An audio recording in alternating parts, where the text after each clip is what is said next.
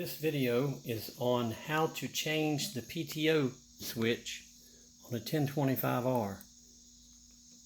As you can hear, it doesn't click.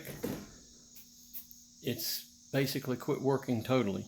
So the first thing you got to do is to take a putty knife, pretty thin one, and you slip it up under the back and give it a push and lift up.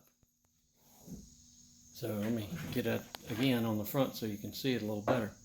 Put this under between the two pieces, push in and lift up. Then grab that and lift completely out. There's your switch, and you simply unplug it and plug it back in, and these little connections here connect and tighten into your plastic dash. So basically, there's the little teeth, if you can see them. Let me get this up close enough to see it. Come on. There you go. There you can see those teeth that hold it in the dash. And this switch clicks